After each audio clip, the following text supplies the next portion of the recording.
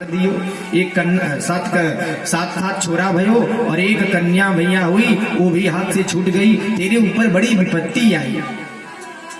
इसीलिए कहा जाता है, जिन मित्र दुख भूहि दुखारी, जिन मित्र दुख भूहि दुखारी, तिनहि बिलोकत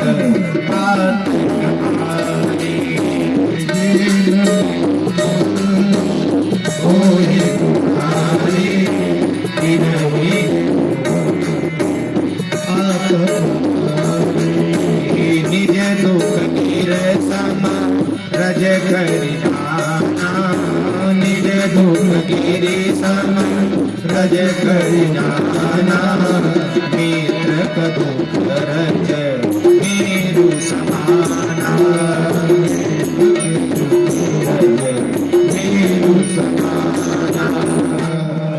भैया मित्र को चाहिए कि अपना दुख पहाड़ जैसा हो तो भी वो अपने मित्र से छुपा करके उसके दुख में सम्मिलित होने का प्रयास करे, वही सच्चा मित्र होता है। आज की जैसा मित्र नहीं होना चाहिए कि भैया पहली बात कोई धनवान व्यक्ति किसी गरीब को अपना मित्र नहीं बनाना चाहता। दूसरी बात आज इस संसार में क्या है, लोग मित्रता आपसे तब तक रखते हैं जब तक आप किसी के लायक हो। ज्यादा रुपया पैसा है तो भैया आपके पीछे घूमने वाले 10-20 हमेशा मिल जाएंगे, लेकिन आप गरीब हो जाओ तो भैया आपके पीछे कोई घूमने वाला नहीं है। इनके ऊपर पहाड़ जैसा दुख था, लेकिन उनकी कुशलता को पूछते चले जा रहे हैं। इधर वसुदेव जी ने उस आशंका जताई कि हमको तो दिखाई दे रहा है कि गोकुल में कोई बड़ा भारी उत्पात होने वाला है। उत्पात का नाम जैसे ही नंद बाबा ने सुना है, जल्दी जल्दी वसुदेव जी को प्रणाम किया। प्रणाम करके महाराज नंद भवन की तरफ प्रस्थान किए हैं और आज भगवान से निवेदन कर रहे हैं कि हे प्रभु मेरे छोरा की रक्षा करियो। अभी नंद बाबा नंद भवन पहुंच पाते उससे पहले भगवान की मौसी जी पहुंच गई हैं। नगर ग्रामों का भ्रमण करते हुए बाल घातनी पूतना पहुंची है। उत्सव मचा हुआ है। जसोदा मैया से कहा, अरे बहन तुझे पुत्र हुआ, तुमने मुझे बताया नहीं। जसोदा बहन ने कहा, अरे ये मेरी बहन कहाँ से आ गई? लेकिन भैया जहाँ सैकड़ों हजारों की भीड़ मची हो वहाँ परिचय कौन पूछेगा? फिर क्या था कहा? जसोदा मैया ने कहा, अभी हाल ही में लल्ला को मैंने पालने में सुलाया है, जगइयो ना। एक काम कर, तू भी जाकर के दूर से देख करके उनको प्रणाम कर ले। फिर क्या था? बैकुंठ की भांति, लक्ष्मी स्वरूप की भांति उस पूतना ने खूब सुंदर सा शरीर बनाया है। जाकर के भगवान का दर्शन करने लगी। जैसे ही भगवान ने देखा कि पूतना आई है, भगवान ने दोनों आंखों को बंद कर लिया। एक भक्त कहता है कि महाराज भगवान ने नेत्र को बंद क्यों किया? भगवान तो चराचर आत्मा है भैया, कौन किस भाव से कहाँ आ रहा है कहाँ जा रहा है भगवान तो सब जानते हैं। एक ने कहा, भैया भगवान ने आंख इस नाते बंद किया मानो ये भगवान बताना चाहते थे कि मैं आया हूँ दुष्टों का संहार करने के लिए, लग रहा है इसका श्री गणेश मौसी जी से ही करना पड़ेगा। एक कहता है, महाराज भगवान ने इसलिए नेत्र बंद किया कि महाराज मेरा तो काम है माखन मिश्री खाना, लेकिन ये मौसी जी दूध में जहर लगा करके मुझे मारने की भावना से आई है। अभी तो हमने ब्रज की किसी, चाहे रज हो चाहे मक्खन हो चाहे मिश्री हो, किसी का स्वाद तो मैं चख नहीं पाया। ये जहर पीने वाला अभ्यास तो भैया भोले बाबा को है। इसी नाते भगवान ने नेत्र बंद कर लिया। कहा, गाढ़ं कराभ्याम भगवान प्रपीड्य तत्प्राणै समं रोष समन्वितो पिबत। फिर क्या था? समय देख करके पूतना ने भगवान को उठाया है और भगवान का मुख अपने स्तन से लगाया है। भगवान भोले बाबा को याद किए हैं। पहले अदृश्य रूप से भोले बाबा ने उसके विष को पान किया है। धीरे धीरे भगवान जब दूध पीने लगे हैं तो दूध पीते पीते जब दूध समाप्त हो गया तो भगवान पूतना के प्राणों को खींचने लगे हैं। पूछना चिल्लाने लगी है, सा मुंच मुंचालमित प्रभासिणी निष्पीड्यमाना खिल जीव मरमणि। हाँ मुंच मुंच बेटा, रे बेटा छोड़ दो। भगवान ने कहा, मौसी जी यही तो मेरा स्वभाव है कि सबसे बड़ी बात तो यह है मैं किसी को जल्दी पकड़ता नहीं। अगर किसी को पकड़ लेता हूँ तो भैया बिना उसका उद्धार किए उसे मैं छोड़ता नहीं। मैं सरलता से किसी के पास नहीं जाता, लेकिन अगर किसी के पास मैं चला जाता हूँ तो बिना उद्धार की उसको छोड़ने वाला नहीं हूं। जब पूतना ने लाख प्रयास कर लिया, स्तन को नहीं छुड़ा पाई, फिर क्या था, आकाश मार्ग में उड़ी है, अपने वास्तविक स्वरूप में आई है। भगवान ने उसके दूध के साथ उसके प्राणों को भी पिया है और पूतना धरती पे धड़ाम से गिरी है। महाराज पूतना का गोविंदाय नमः हो गया है। 6 कोस का विशाल शरीर था पूतना का। 6 कोस के भीतर जितने भी पेड़ पौधे गिर पड़े थे, सबके सब गिर करके टूट करके ध्वस्त हो गए। इतने में नंद बाबा नंद भवन पहुंचे हैं। ग्वाल बाल ने जब तेजी से धड़ाम की आवाज सुनी, सारे लोग उसी तरफ भागने लगे जिस तरफ पूतना भगवान को लेकर के गई थी। यशोदा मैया घबरा गई, सारे लोग भागे हैं। तो जाकर के देखा कि महाराज भगवान पूतना के पेट पे बैठ करके खेल रहे हैं। जल्दी से यशोदा मैया ने उठाया है, उठा करके दूध पिलाने लगी है। तब जाकर के इनकी सांस में सांस आई कि महाराज मेरा बेटा सुरक्षित है। पूतना का भगवान ने उद्धार किया है। एक भक्त कहता है कि महाराज पूतना का उद्धार भगवान ने किया, इसका मतलब क्या?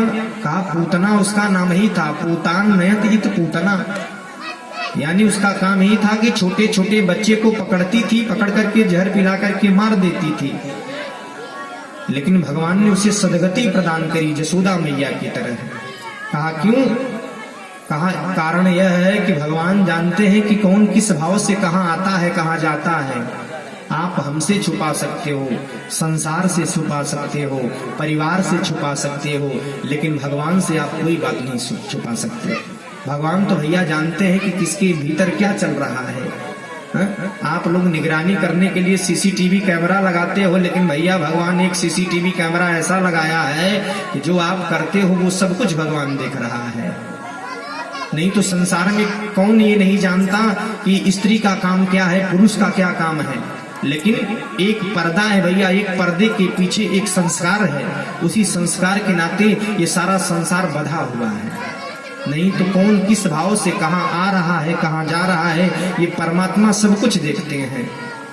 अभी आगे वर्णन आएगा। गोपियां जब स्नान करने के लिए भैया 4 बजे जाकर के जमुना जी में डुबकी लगाती है कि ये कन्हैया मुझे पति के रूप में मिल जाए, तो भगवान ने क्या किया, उनका चीर चुराया। पेड़ पे चढ़ गए, कदम के पेड़ पे चढ़े हैं। जब गोपियां बाहर निकलने लगी तो देखा कि महाराज मेरा कपड़ा गायब। खोजने लगी, तब तक देखा वो तो एक बंदर लेकर के बैठा हुआ, ऐसा वैसा बंदर नहीं।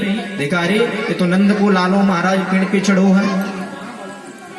तो भगवान ने कहा कि अगर तुम लेना चाहती हो तो जल से बाहर निकल जाओ। तो गोपियां कहती हैं कि कन्हैया जब मैं आई तो तू यहाँ नहीं था, लेकिन अब जब तू यहाँ है तो मैं नग्न अवस्था में हूँ, तो नग्न अवस्था में मैं बाहर कैसे निकलूं? भगवान ने कहा यही तो तुम्हारे आंखों का भ्रम है। जब तुम आई तब भी मैं यही था, और चाहे तुम चली जाओ तब भी मैं यही रहूंगा। अर्थात इस संसार के प्रत्येक कण कण में मैं विराजमान हूँ। कौन किस भाव से कहाँ आता है, कहाँ जाता है, ये मैं सब कुछ देख रहा हूँ। इसलिए कहा जाता है कि नदियों में चाहे सरोवर हो, चाहे तालाब हो, चाहे बाथरूम हो, भैया नग्न होकर के कभी स्नान नहीं करना चाहिए। और नदियों में रात्रिकालीन बेला में स्नान नहीं करना चाहिए। हम जाते हैं क्या करने के लिए? धर्म करने के लिए। लेकिन इलाहाबाद में आप जाइए, देखिए महाराज 12 बजे 24 घंटा लोग नहाते रहते हैं। तो भगवान वही शिक्षा देने के लिए, यही बात समझाने के लिए गोपियों के चीर को चुराया था। इसी नाते कहा जाता है कि नदियों में कभी उलांच करके जल को नहीं नहाना चाहिए। नदियों में कभी अपने वस्त्रों को धोना नहीं चाहिए, और नदियों के जल को उठा करके कुल्ला उसी नदी में नहीं करना चाहिए। और रात्रि कालीन मेला में कभी नदियों में स्नान नहीं करना चाहिए। ब्रह्म मुहूर्त में करिए तो दोष नहीं है। ब्रह्म मुहूर्त कब है? 4 बजे के बाद।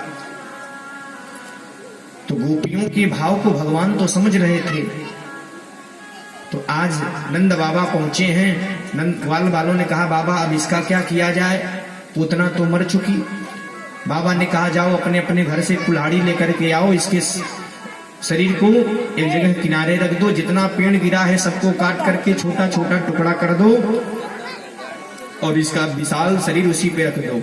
और जैसे ही शरीर को रखा है, अग्नि के हवाले किया है, शरीर जब जलने लगा तो दिव्य सुगंध निकली। एक भक्त कहता है कि महाराज ना तो इसका नाम है अच्छा, ना तो इसका काम अच्छा, तो इसका शरीर जब जलने लगा तो सुगंध क्यों निकली? कहा महाराज उसका कारण है क्योंकि इसका उद्धार भगवान के हाथों हुआ है, और जिसका उद्धार भगवान के हाथों होता हो भैया उसका क्या पूछना है। तो पूतना का भगवान ने उद्धार किया है। आगे अघासुर, बकासुर, अरिष्टासुर, धेनुकासुर जैसे असुरों का संहार करते हुए भगवान अपनी बाल लीला को आगे बढ़ा रहे हैं। भगवान ने सोचा कि महाराज हम तो यहाँ आ गए, चल करके अब इस ब्रज की माखन मिश्री का भी स्वाद लिया जाए। तो भगवान ने अपने ग्वाल बालों को बुलाया। 1 वर्ष के भगवान जब हुए